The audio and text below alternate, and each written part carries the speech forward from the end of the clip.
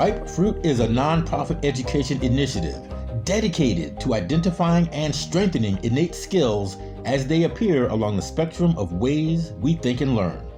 Our mission is to infuse mainstream learning with enhanced curriculum, customized lesson plans, and demonstrated creative systems. We aim to foster comprehensive learning, enthusiasm, and confidence for all students. The Dean Talks serves as a conduit, think tank, and intensive to discuss how to identify and support unique learning styles. All systems are go. The Dean Talks starts now.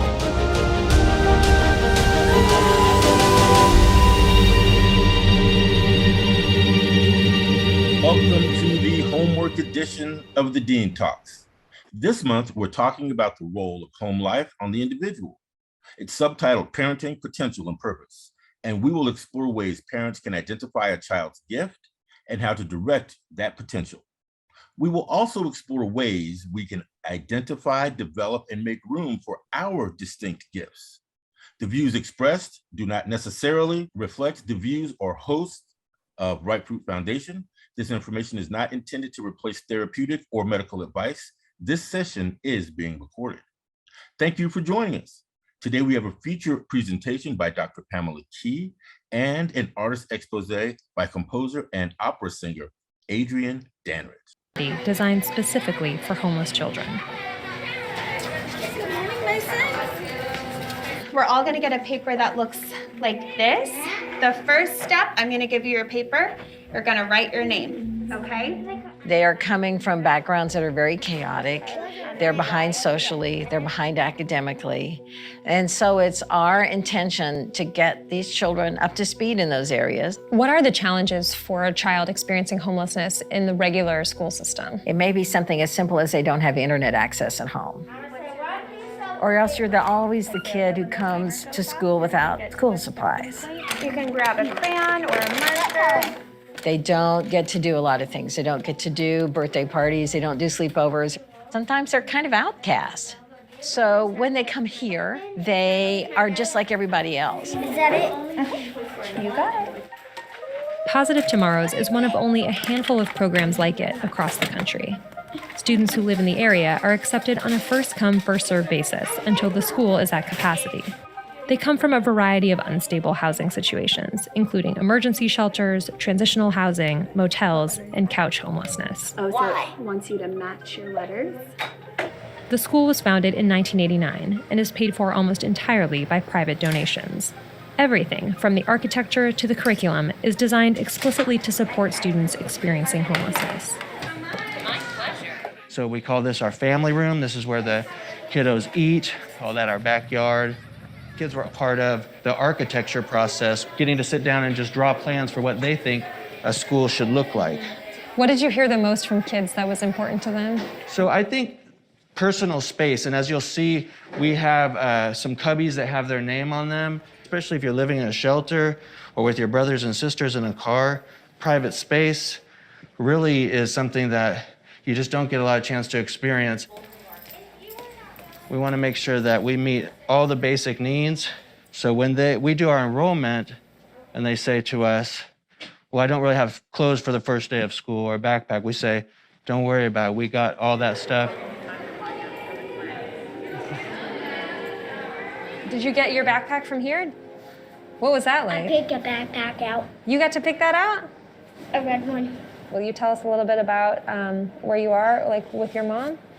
What it's like there? I'm in a homeless shelter. What's it been like for you guys being there? Like jail.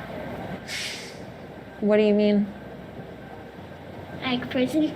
If we were going to tell someone who'd never been in here before about this place, like what would you want them to know that this school? I tell them about the swings. Tell them about the monkey bars and the other monkey bars. How did the pandemic affect the families that you have here? Are you seeing different kinds of homelessness? Part of what's going to happen is it's going to be a lagging indicator that happens after the eviction moratorium ends. We did see last year during the school year a higher level of neglect than we typically see. We saw more evidence of domestic violence than we typically see.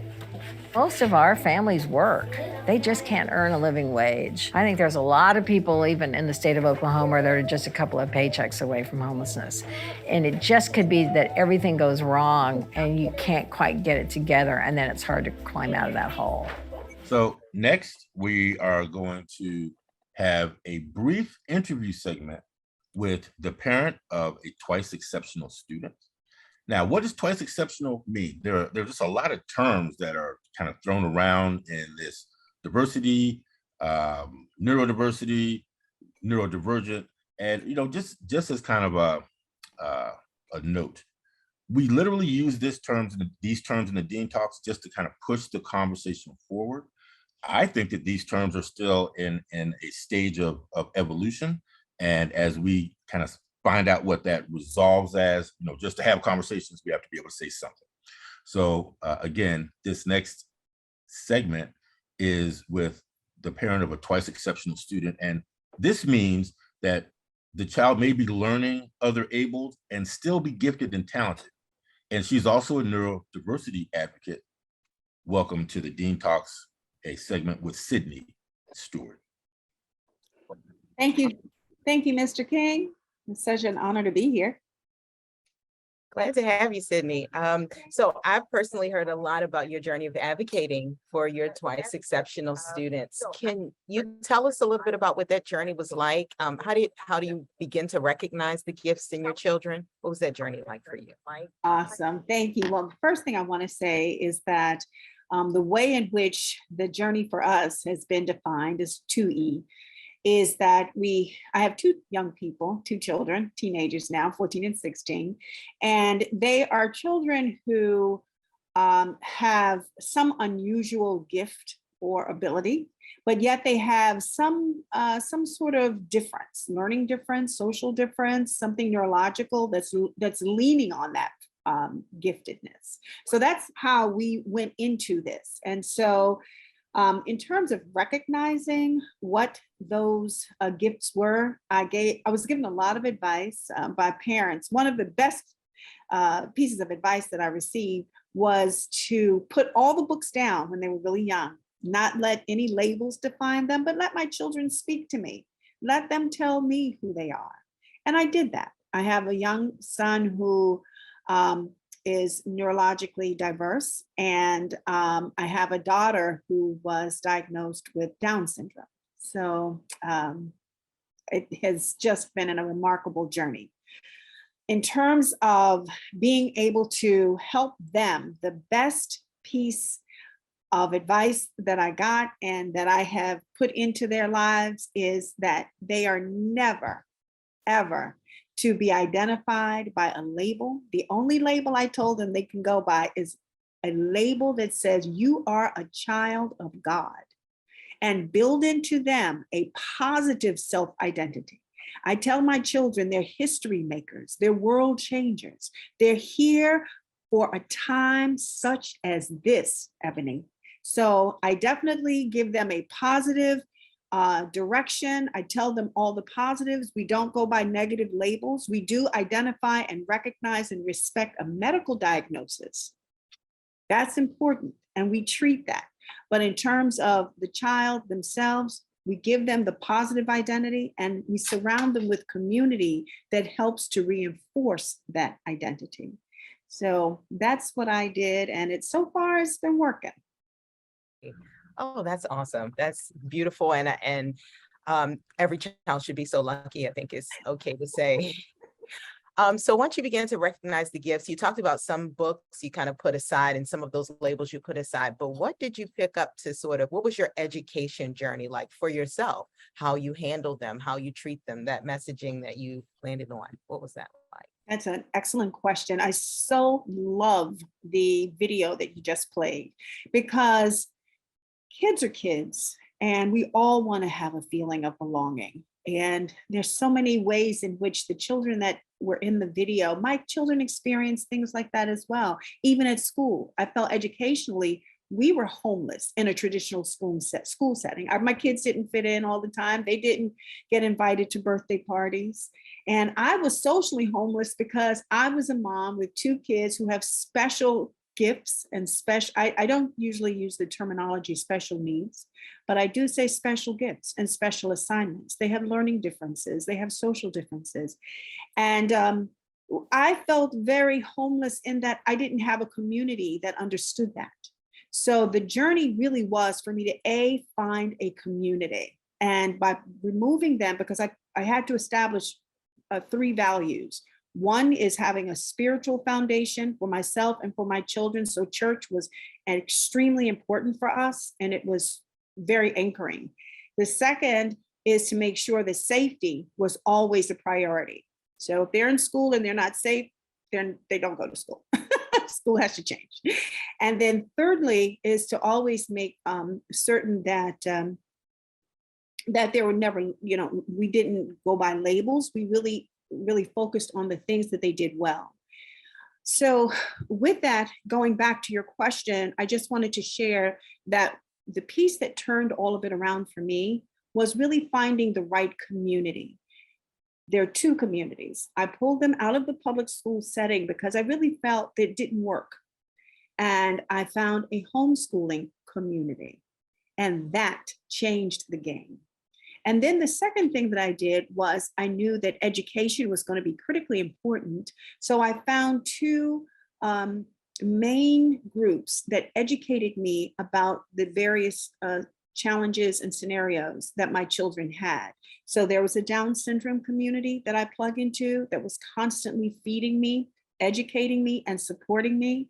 And then there was a community, there are a couple of communities that I plug into that gave me information about my son in terms of his neurodiversity and shared with me strategy. And that's the most important key, is being able to have community support and strategy. And I'll close with this, being coachable and understanding how to implement what I'm learning as a parent. I did that just recently with my son. I learned one strategy. I took a class about how to put together a 1-page bio to introduce my son's, what his gifts were, what some of his challenges were, and then what some of the best strategies that work. And I introduced it to a school. I was very interested in him attending. It's a very, it's a prestigious school for gifted kids who have very mild neurologically diverse challenges or situations. And so I presented that to the school. I was praying to be able to get in, and my son was recognized, and they saw that particular bio that I put together. They loved it. And that was the beginning of a conversation that has led him to full enrollment in this school. And he's starting in the fall. And just being coachable. And you don't have to do everything as a parent, because we can't, but just that one little piece that I took and I really executed on it, and it really worked out really well. So education, community, and lastly, like I said, no labels, only a positive self-identity.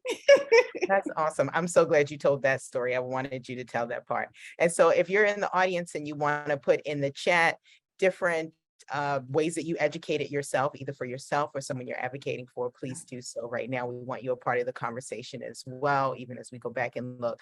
Sydney, final question for you.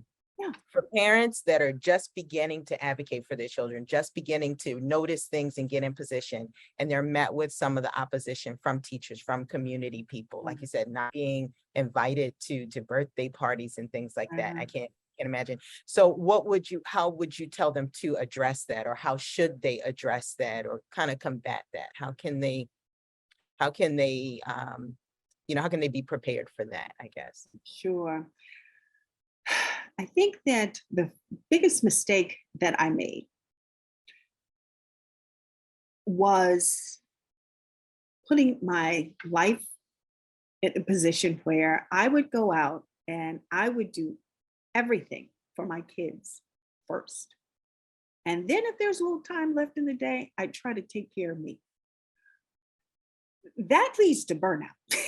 So the first thing I would recommend to all parents, take care of you first, fill up your cup, drink from everything that's going to really strengthen you. Because like you said, Ms. Ebony, it's a battle. Once you fortify you and you find that which fortifies you, you find that which strengthens you, then you're ready to go out and meet the world. And so strategy becomes important. And one of the things I tell my kids is in terms of making friends, and friendship was very difficult for my son because he was always sort of the person who, stood out. He had just different ways. So I said, look, I grew up in an environment where, we grew up in community. We grew up in a hood, not a bad hood, but a neighborhood. Hang out with the people who want to hang out with you. Be with the people who want to be with you. And I made that my mantra for myself.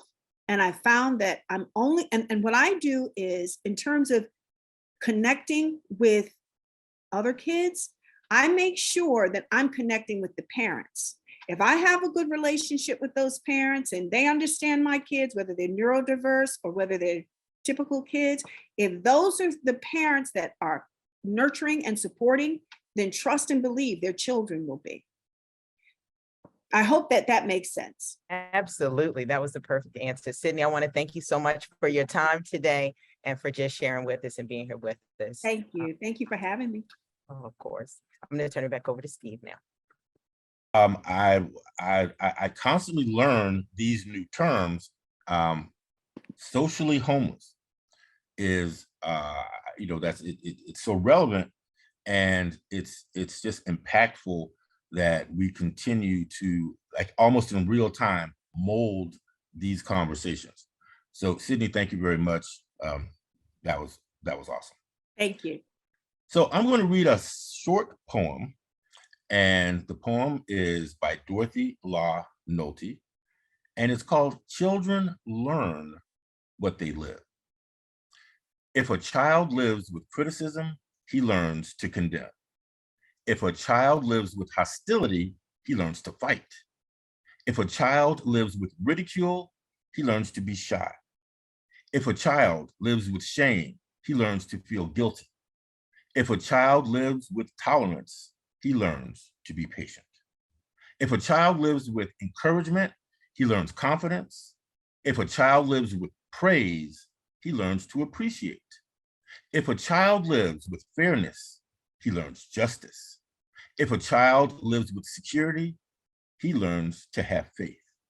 If a child lives with approval, he learns to like himself.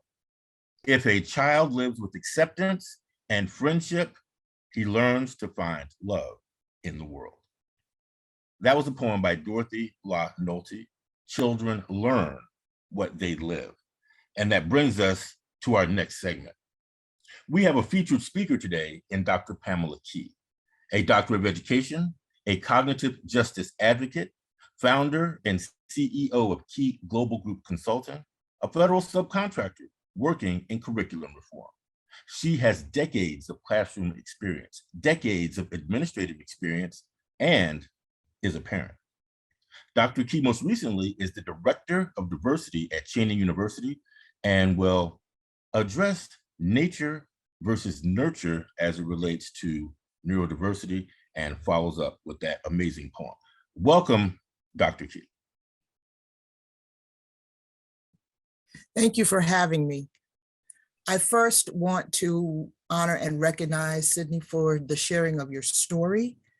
For to me, it is emblematic and anchors a conversation that I'd like to have about our children, which is none of them will ever rise to low expectations. And the fact that you looked at them and the potential of their humanity and made a decision to do what you needed to do as a parent to support their growth and development should be honored and recognized.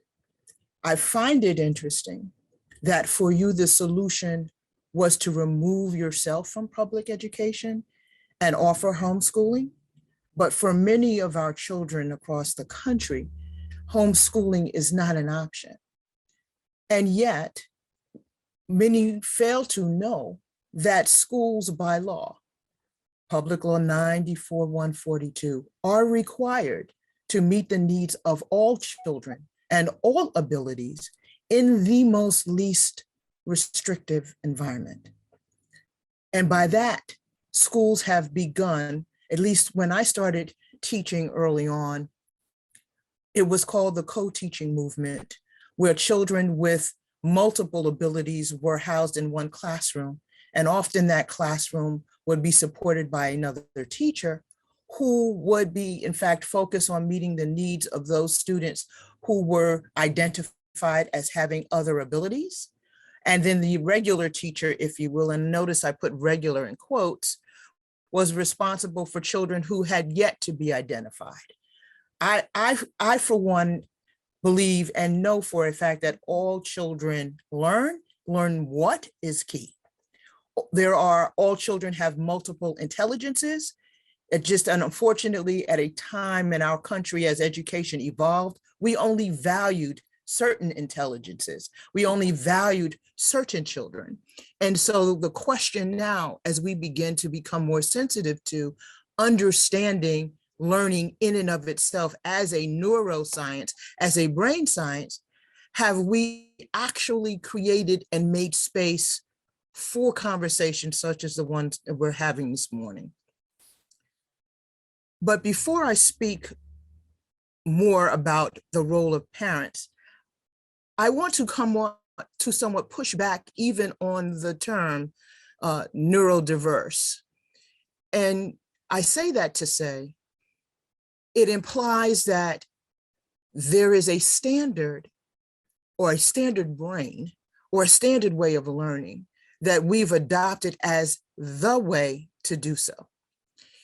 So you may not know that in Maryland, actually in Gaithersburg, Maryland, 40 feet underground, there is a white lab that actually is storing a measurement called a kilogram of mass. That is how the United States measures everything in this country by weight. It's a standard locked away with 3 separate keys in a vault 40 feet underground. And there is a box with medals that represent what a standard mass or kilogram is. I will submit to you that nowhere in this country, nowhere in the world is an equal and opposite underground lab holding a brain that says this is the standard brain. And the mere fact that that doesn't exist, to me, suggests that the notion of neurodiverse, the notion of neurocognition, the multiple ways that we are intelligent and think, there is no standard. So then why do we make one lesser valued than the other? I submit as parents, we're responsible for the development of our children in an environment that allows for their potential as human beings to prosper. But oftentimes as parents, we ourselves find ourselves parenting the way we were parented, or parenting the way we were influenced by our parenting, which may or may not make sense relative to the gift of life for those who are parents, are then held accountable and responsible for. And so we can say clearly that yes, there are children who, due to genetics, are born and wired fundamentally differently. But as a result of their wiring, it doesn't mean that they don't have capacity, that they don't have functionality, and they aren't here, and that they are here actually to teach us something. But I want to set that group aside for only for the moment, in that genetics is and has been used to explain and exploit children for so long that we now know that it can also be compensated for with effective strategies and effective opportunities to learn. So let's shift to children where the environment they are in matters. You opened this segment about homelessness, and it made my heart sink because the issue of homelessness is pervasive and growing, and the impact of COVID-19 and the pandemic has not lessened that. But it also spoke to the environment that children are being nurtured in has an influence over how they see themselves and what they are most likely to have to overcome as adults that we don't recognize. Why do I say that? In the early 90s, Kaiser Permanente and the CDC did a study, and it was called the Adverse Childhood Experiences. And they interviewed 17,000 parents. They happened to typically be white, middle class, and educated. And they asked a series of questions, 10, that circled around emotional abuse, physical abuse, etc. Really getting a sense of, from prior to age 18, what happened to you as a child? And from that study of 10 questions, you can go and Google and find that questionnaire online, Adverse Childhood Experiences Questionnaire. They noted that here on the outward expression in this population, white, educated, and middle class, there was a wide range of conditioning that they were exposed to that was influencing how they as adults were overcoming that childhood, or used primarily to explain the health outcomes that they face. Anything from sexual promiscuity, alcohol and drug use, risky behavior most likely to have be justice involved, et cetera, et cetera, et cetera. And if you take those experiences and then look at the neighborhoods that some of them came from, you would not expect that to occur.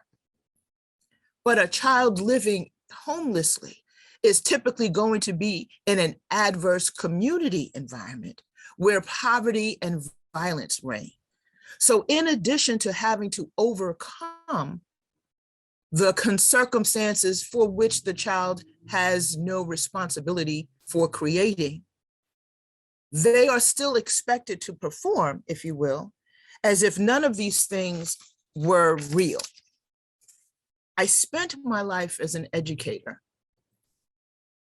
trying to combat and provide the things that I think made a difference for me, elevating out of my own humble beginnings in the South Bronx as a one of 3 daughters to a mom who was at least educated, had a high school diploma, but was yet left raising stair-step children due to the presence and absence or lack thereof of then my father, who became, as many children, a victim of the street, a victim of drugs and alcohol, and made a conscious decision that being a father was less important than being a person of the street.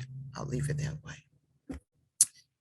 And despite our economic circumstances, one of the lessons that I learned from my beginnings was that poverty of the pocketbook has nothing to do and does not predict, does not equate to poverty of the mind.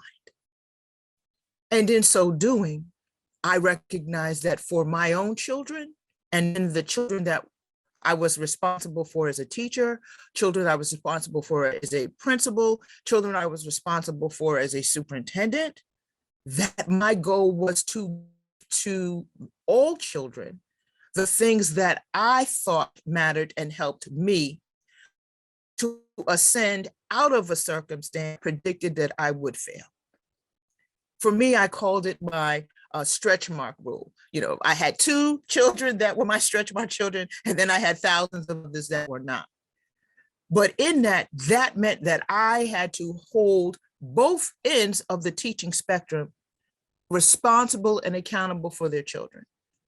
Parents in my school were invited and asked to come in and explain their old educational experiences in such a way that I had to heal them in order for them to position themselves to help their own children.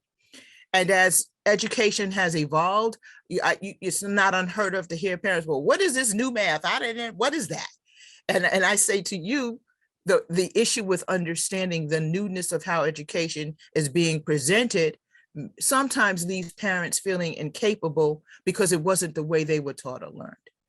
But once you cross that hurdle, because some of the parents that I served in particular, especially in impoverished communities, were not successful parents or students themselves, they left the responsibility then to the teachers in the classroom. And the teachers in the classroom may or may not have an appreciation for or understanding the context through which children who arrive at school come from, and the role that those conditions play on how you need to address and invite children to engage in learning. If all children are learning constantly, the question is, how are we ensuring that they learned well and that they are tooled with the things that are going to serve them to become who and what they're supposed to be? Not what we decided they could be capable of, simply because it may be too difficult to put into place or costly the supports and infrastructure to ensure that they get what they need. But by law, public schools are supposed to. By law, parents are accountable and responsible for bringing children to school until the age of 16. But nowhere does it say that parents are also accountable and responsible for learning how to parent and create home. But COVID-19 changed that. The moment the world shut down and the United States followed, and parents were home with their children, parents had to learn how to cross a digital divide. Parents had to learn how schools actually functioned and delivered information to their children. But it was the parents actually of those other abled whose voices began to echo and scream the loudest, not just because of cognitive differences, just for simple things as a language barrier, to ensure that children at home who were forced to be home were having their needs met. From those who never held or a handheld device, to those who didn't have access to the internet, to those who lost the supports that schools were providing because of the abilities of their children, because they were cut off due to COVID. And now, as we begin to open up and our children are returning to school, what's showing up are three things. One, the social isolation was real, and it created a mental health vacuum that our children have been traumatized by.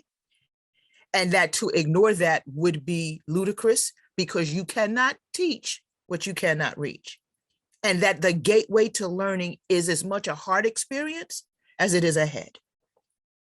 Second, that the role of the parent is extremely important, and that it needs to be nurtured and expanded even more, because the more involved a parent is in a child's learning and life, the greater that child's opportunity success is going to be. And the final thing that we learned or are still learning is, what does it take to overcompensate conditions that were created and accelerate past it in such a way that resiliency is no longer this thing of returning back to what we knew or returning back to what was. That resiliency is actually a catalyst to fail forward, to move forward, to allow oneself to see past circumstance and look at disruption as an opportunity to do something better and differently. So let's say diversity doesn't mean deficit, but oftentimes we tend to use labels to somewhat try to make something sound better, when in fact, we just need to acknowledge that different is enough, and that different and deficit are not one and the same. And if you approach from an asset perspective, as opposed to a deficit model, what our children are capable of, what our children are possible to manifest is endless. So as parents, as teachers, as citizens of the planet, where now the number of children under the age of 18 are diminishing, and the age of the population of the United States, 50 and all, is accelerating, how are we going to protect our children and ensure that those who are in the 50 plus club, who are now going to push back to having their tax dollars invested in schools or don't see the need for it, how are we going to say that if we don't invest in our children now, we will ultimately be paying for it in decades to come? And so I invite parents to do what Sydney did. When she didn't know what she didn't know, she did not hesitate to go seek and find answers. She found a tribe that allowed her to not just survive her circumstance and her not knowing what initially to do for her children, to thrive into knowing this is how I needed to support my children. And in sharing her story, not only is she providing hope, she's providing a roadmap that others may follow. Second, heal yourself as an adult. For many of us have adverse childhood experiences and things that we don't honor and recognize, but show up in our parenting, that we need to first rescue the inner child that we were, look at who we were as children and as students, and ensure that the things that we've not yet addressed get addressed, so that we are not passing on as an intergenerational problem our own attitude about education and the importance of school. For the world of neuroscience is now sharing and showing that the condition, the nurture, impacts the genetic, the nature expression. So much so that while the genes themselves are not altered, what we do around those genes and how they are expressed are a direct relationship to that which we are exposed to. For me, the life we're saving is our own, for our children are learning what they live. The question is, how are we going to create an environment that empowers them to live beyond the expectations that some may have simply because of your zip code or your skin color or any other ability that someone else has decided was not normal, and help them to find their voice and advocate for them when they cannot. That's why I stand in the space of cognitive justice. That's why I say the greatest role that I have and continue to have is that of a parent. Because just because they turn 18, trust me, they don't go away. The older they get, the more intense the capacity is, because our job as parents is not just to help them find out and see themselves and who they are in the world. Our job as parents is to help them to navigate the world as a result of knowing who they are in the first place. And that doesn't end. For I will be a mother, which to me was and still is the most important role and accomplishment that I have had. And that I hope that I leave my children with the desire to love people. They both happen to be educators. They happen to be early childhood educators, which is even more important because that 0 to 5 age is the foundation from which everything else emerges. By age 5, all children know right from wrong. And now they just develop into how does that get expressed? And just because you may not have biological children of your own, if you're on this session today, doesn't mean that you can't parent and love. We often say it takes a village to raise a child, but some people in the village do not have children themselves, and yet they still have a role to play. They can be mentors. They can be safe havens and spaces. In fact, they are. And that we need to now begin to say that if we don't get it, we are really, truly all connected. And that what connects us is the differences, but what divides us if we think that those differences are used as a divisive weapon to keep us from seeing our own humanity and recognizing that we are all one. And that the gray matter in your brain is gray matter, regardless of the outer packaging. So let's encourage ourselves to move past what we see and focus on our hearts, what we can feel and know, and provide opportunities for our children to unleash their destiny, because we've created an environment for them that is safe to do so. Dr. Keye, well, what I want to say is, what is our homework? What is it that we should do? And like take 30 seconds or so, and tell us what our homework is as a community.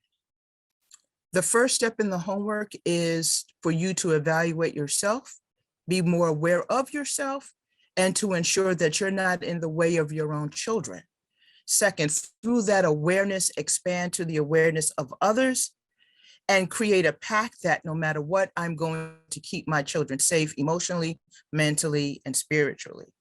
And third, as a community, remember that we were once children, we will grow, but we will ultimately pass away.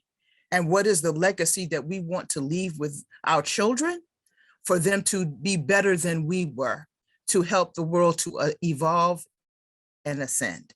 And that's an act of love. Love. Thank you very much. Thank you very much. That was very, very impactful. And I want to just drop a reminder in there that riperoot.org houses all of the Dean Talks as well as the Creative Kid podcast. And all of these presenters over the last 8 months, you can access all of this valuable content again, if need be, because we definitely need to listen to that again at riperoot.org. Thank you again, Dr. Keye. We are moving along. Our next segment is Emmy Award-winning soprano Adrienne Danrich's voice has been described as fresh liquid silver and meltingly tender in its high floating vulnerability.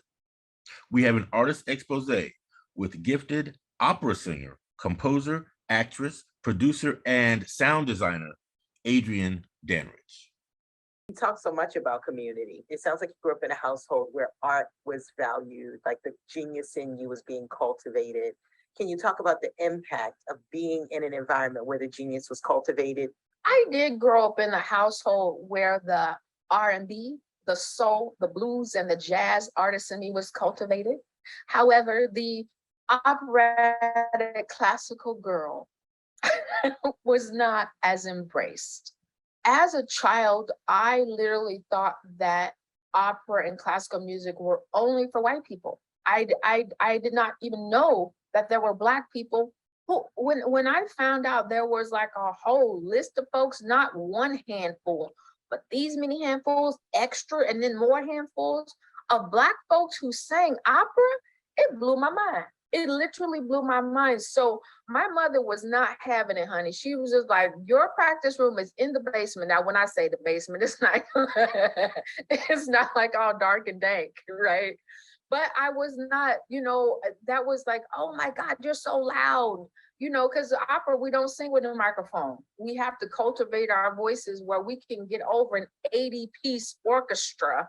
I think that making room for individuality is something that we need to do within this country, and that starts in the household. The young boy who wants to dance and wants to do ballet, who's discouraged because he's tall, he's Black, and he could potentially be a football player or a basketball player. Make room for that. Someone else in the household who sang gospel music all the time. but now wants to get into opera, and there's a pushback. There's a pushback that says, you need to praise God. Well, God gave me this talent. I'm going to talk about neurodiversity in a little bit.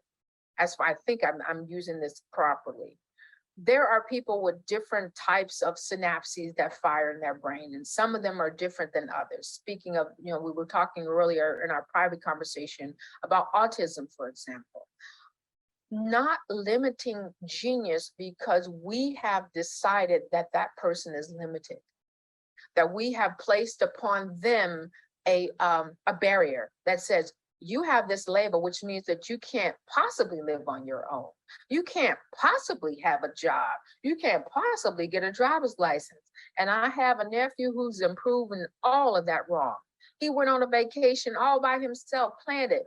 My sister nearly lost her mind. So I think just making room for individuality, making room for people who don't think like us. And that could be your son. That could be your husband, that could be your daughter, that could be your cousin, whoever it is in your life. Leave room for them to discover their genius. That's what I would say. Some kids feel like because they don't see someone in the room that looks like them or advocating for them, that's like the first barrier to them building that confidence. So what would you say to someone who won't go into a room because they don't see anyone in there that looks like them? And maybe at home, there isn't the full understanding of what that potential or genius is in them. I can speak in terms of a story, if that's okay. When I was in high school, I received a scholarship to go to Tanglewood in Boston, Massachusetts.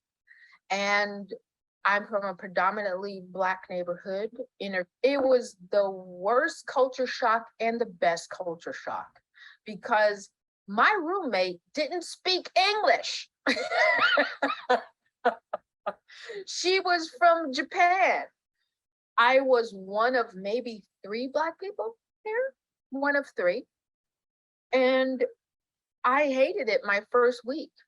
I called home and I said, I want to come home right now. And this is when I was like 16 years old. I was just like, because we live in this bubble of life where what I see in my little, neighborhood or whatever, and what I discovered after I talked to my godmother, what she encouraged me to do is be a sponge. Only be concerned about what I am learning and what I am getting, the information that I'm getting at this institution. The race of the person who is presenting the information is not as important as the information that because at first I just saw white people and it was like, or Japanese people, or Chinese people, oh, you're like, who are all these people? But once I started having conversations with them, once I started seeing them as human beings rather than as a race, that kind of changed my whole thinking, literally for the rest of my life. Release. This is a song for the gesture. Sing it softly for the sun's warmth. Sing it softly as ever you can, lest the song get out of hand.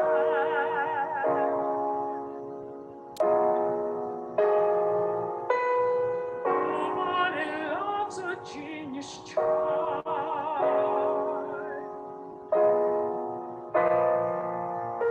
Can you love an eagle, tame or wild? Can you love an eagle,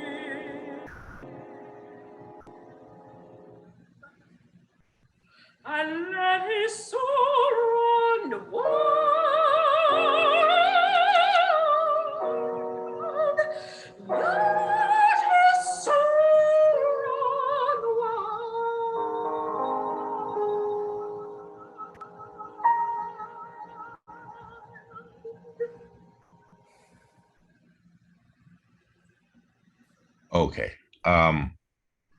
That was, this has just really been a dean talk that, resonates with me and will resonate in perpetuity just because of the quality content and the direct illustration of diversity, neurodiversity, and the expert level presentations that we have had just across the board.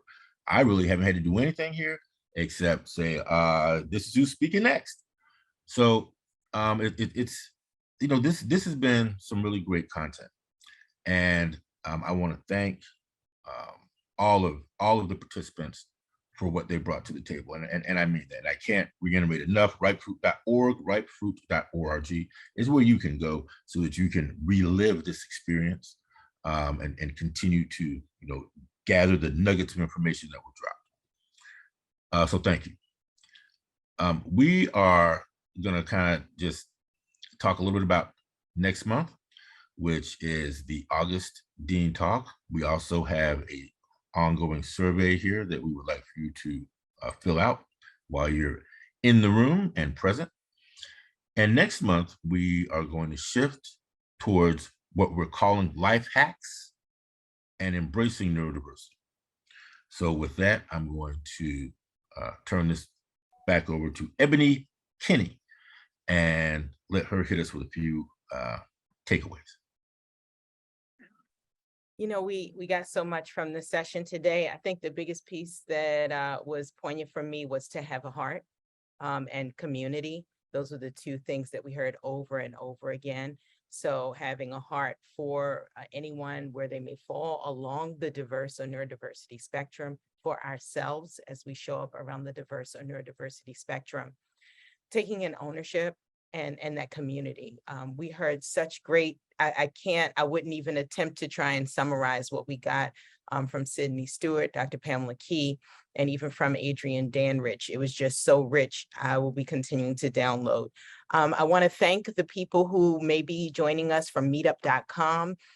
Because they're kind of a different platform and they're used to kind of maybe a different thing, maybe in person, but I appreciate you sticking in there with us and doing the virtual thing with us.